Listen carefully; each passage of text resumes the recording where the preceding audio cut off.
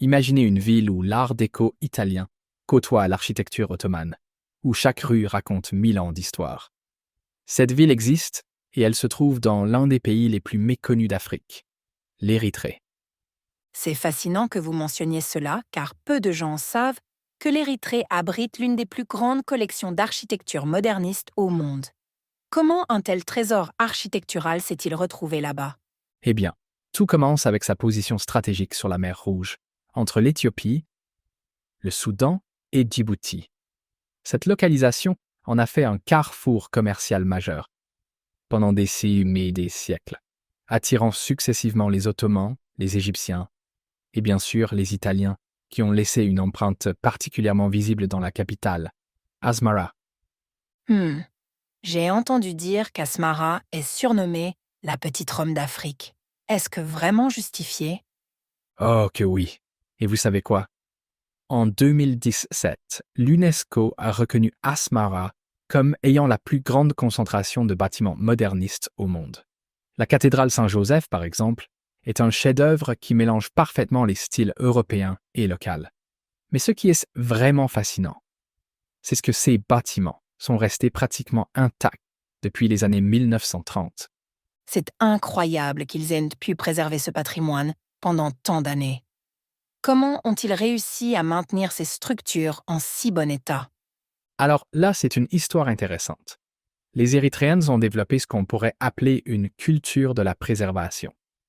Vous voyez, après l'indépendance en 1991, ils ont immédiatement mis en place des réglementations très strictes pour protéger ces bâtiments.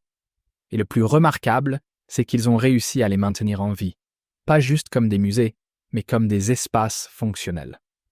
Donc ces bâtiments historiques sont toujours utilisés aujourd'hui? Comment cela fonctionne-t-il concrètement? Exactement.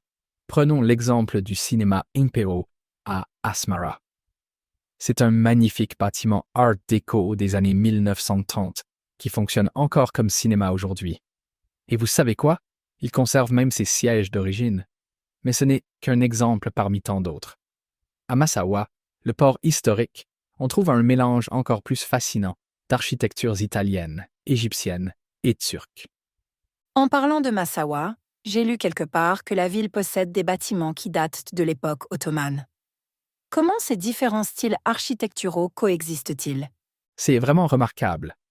Imaginez un palais ottoman juste à côté d'une église copte, elle-même voisine d'un bâtiment colonial italien.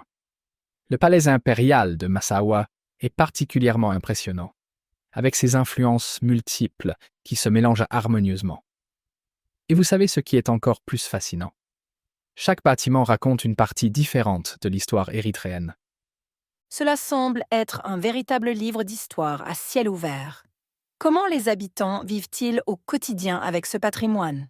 Les Érythréens ont développé une relation très particulière avec leur patrimoine architectural. Pour eux, ces bâtiments ne sont pas que des monuments historiques, ce sont des lieux de vie. Les cafés Art Deco d'Asmara, par exemple, sont toujours des lieux de rencontre populaires.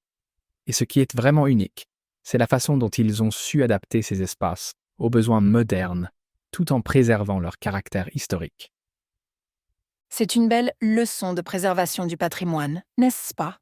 Que pouvons-nous en retenir?